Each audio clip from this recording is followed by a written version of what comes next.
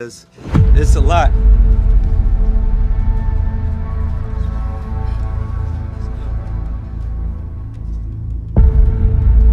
Meek Mill and P. Diddy matching outfits picture goes viral after Meek Mill comes up in this lawsuit, right? You got this lawsuit where this dude is suing P. Diddy and people been going through it.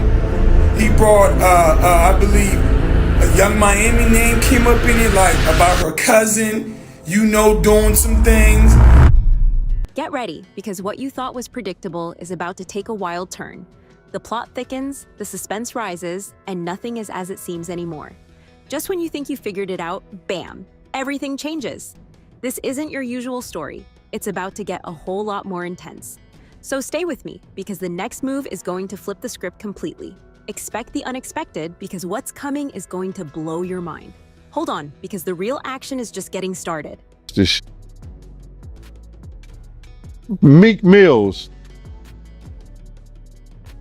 Well, he said a Philly rapper. You understand? And it was redacted in the paperwork to that because first of all, it had Meek Mills, it had Stevie J, they had redacted their names, and they had Usher, and they redacted their names and just said a performer of the Super Bowl and a Philly rapper. Everybody kind of knew back in the day that Meek Mills and Puff was a little too friendly. Anytime two rappers or two people in the industry come dressed up alike on more than one occasion, listen here, man. My dudes in Philly, I got some real strong dudes in Philly. They don't play that shit. And they probably embarrassed for the fact to see that Meek Mills, one of the street guys that came out of there, got caught up in this Hollywood whereas that he's dressing the same he dressing like Diddy, hugged up with Diddy. I think that Lil Rod know a lot of shit, but I know this. Two men dress alike, it's just like two men laying down. When they both get up, they both homos. And that's real talk, bruh. My man, you go to a party, dog, and the nigga got the same shirt you got on, I'm taking my shirt off. I'm walking around in a t-shirt. And then, not to blow Meek Mills up out the water or anything like that, it was said that they checked his Google search and all the other shit, and he was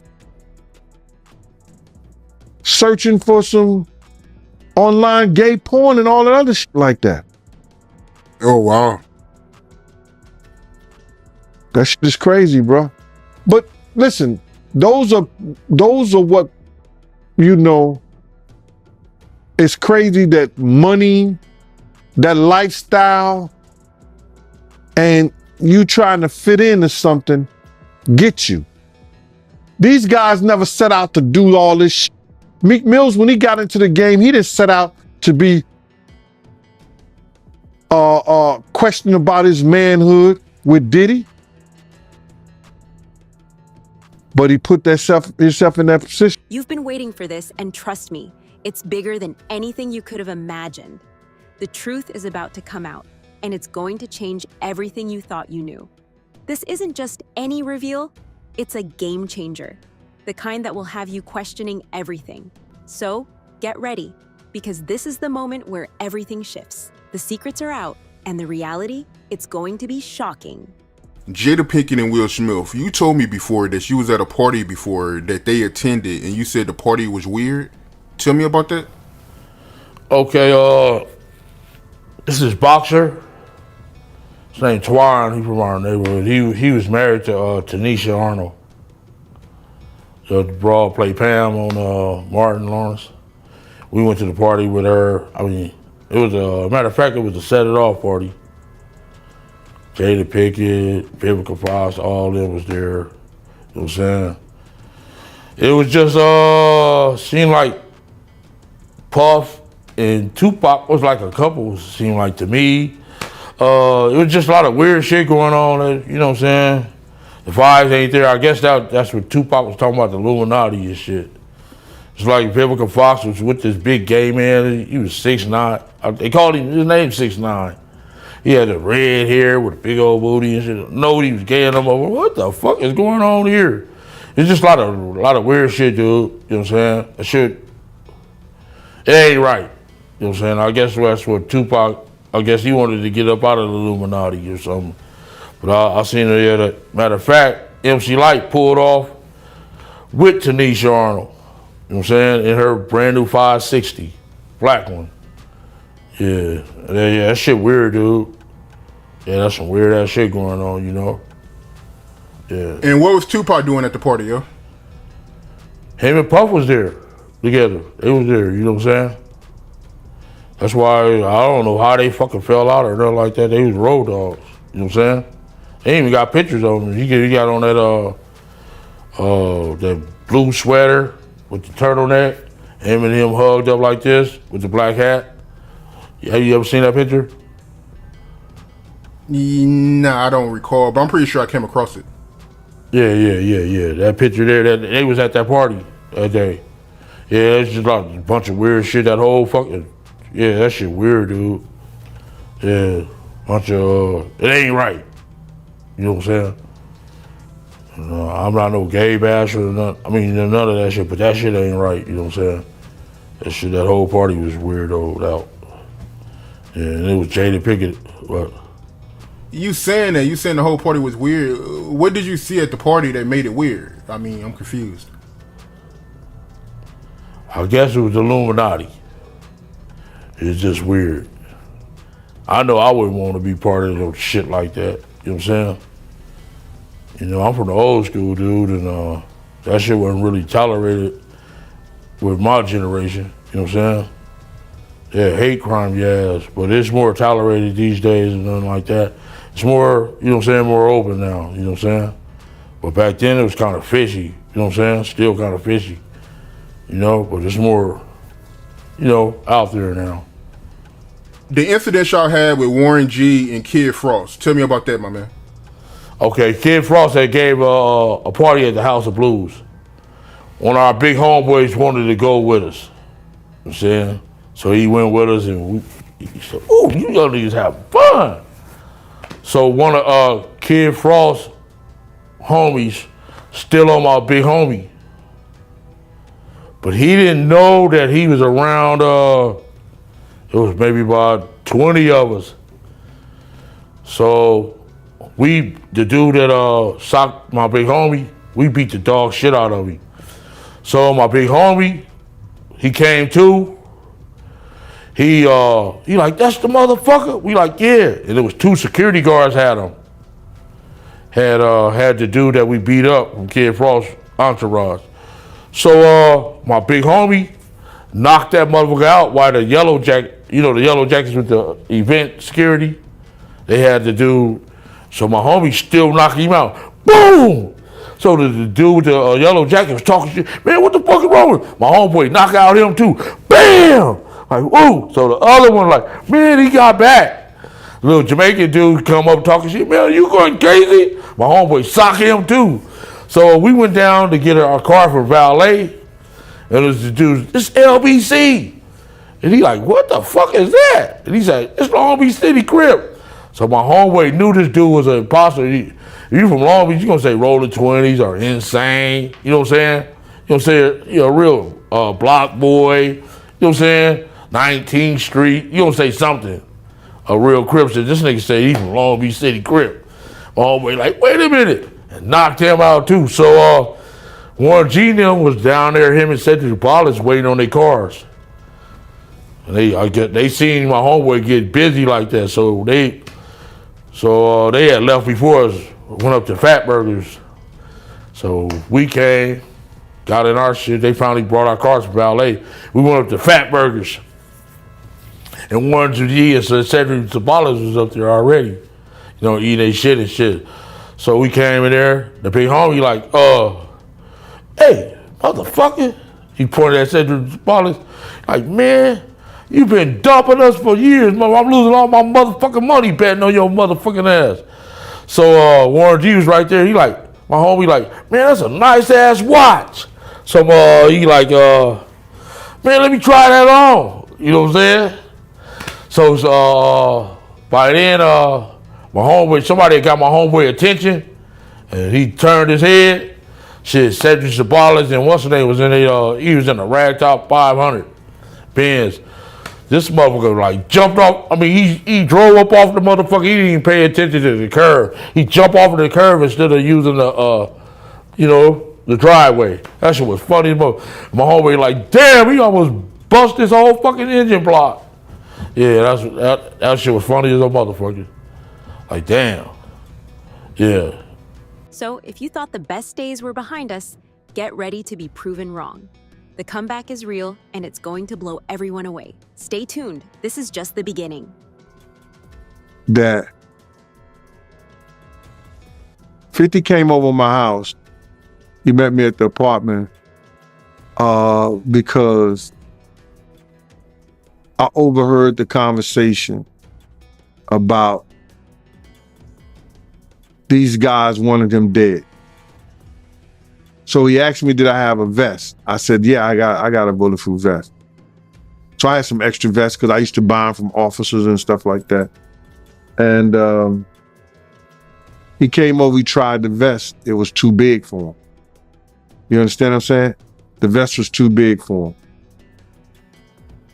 him. So I gave him a smaller cover for the vest pass that he had. And I had told him that those guys were going to come out and try to get him. And we had the conversation.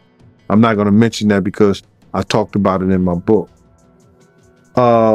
50 then told me he was going to handle his business.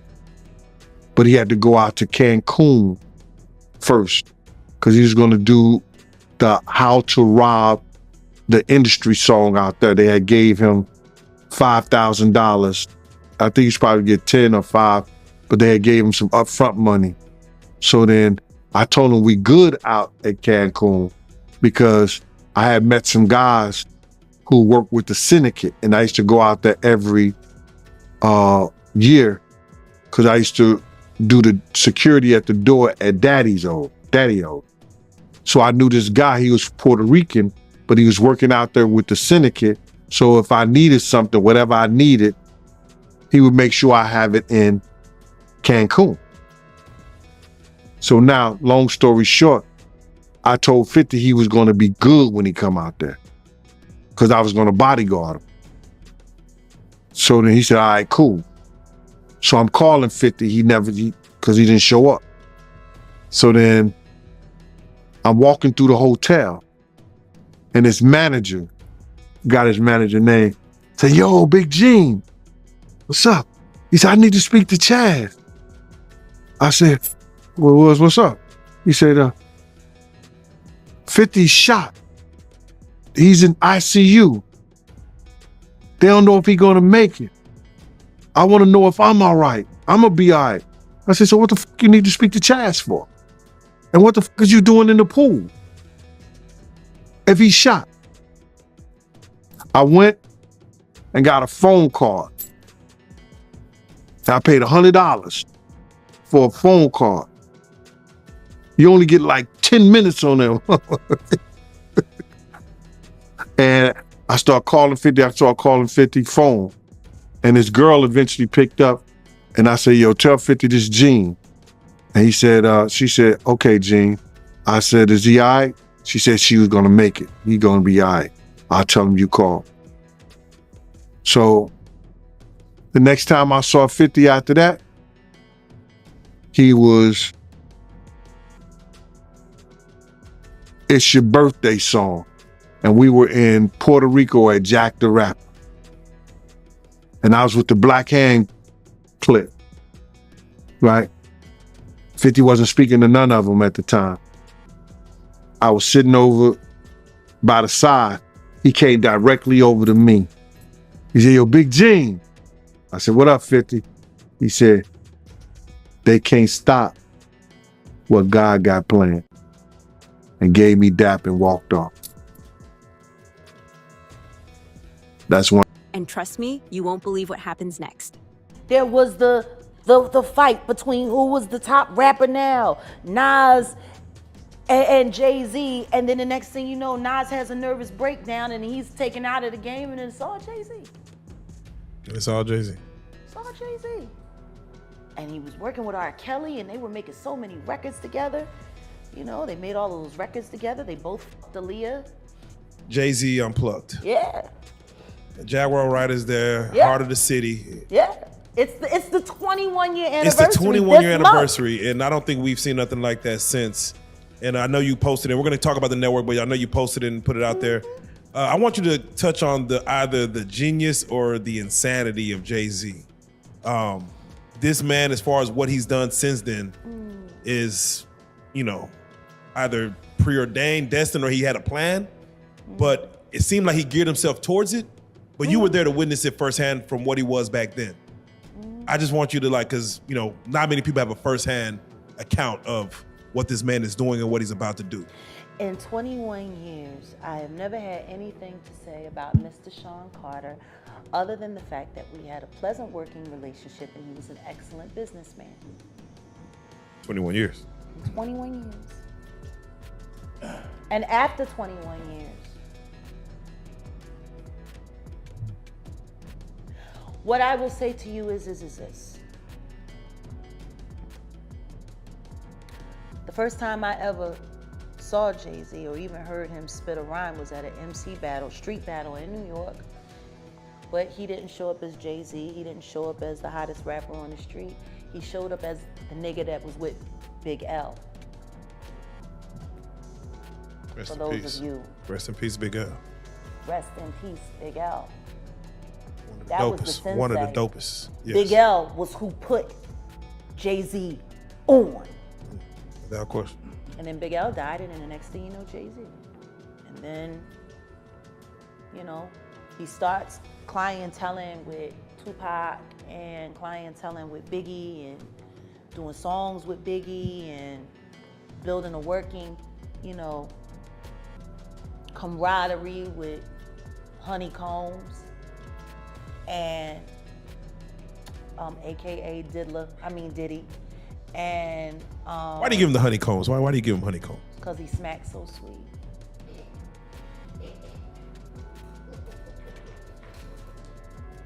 That fucking sodomite. Anyway, so yeah, then, you know, and then Reasonable Doubt was happening, and then Dame's in the picture, and Dame's building Rockefeller, and everybody's talking about Jay-Z, and don't get me wrong, there is nobody who loves Reasonable Doubt more than me. At the time of. Nobody. No, still. Yes. To this day. Still. Listen to me. I don't give a fuck how I feel about you. For me to have bad feelings about someone and not acknowledge art and its greatness or at its finest is hating. Maybe I don't fuck with you, but them shoes is hot, yo. You know what I'm saying? Like, you gotta be real. So I will never. Shit, I was just listening to Watch the Throne earlier this week, and that shit was enraging me, cause I'm like, y'all motherfuckers was living for this fucking album and was Kanye, and then all of y'all made all of this money on this motherfucking dude, and now all of a sudden, who, him? Yeah. Like he was good enough when you let him slump Just Blaze's fucking whole career. He was the shit. That's a whole issue in itself. It was worth putting Just Blaze on the line for, because Just Blaze was Rockefeller production until Kanye. Yeah. Who's Just Blaze producing for now? That I don't know. Who is?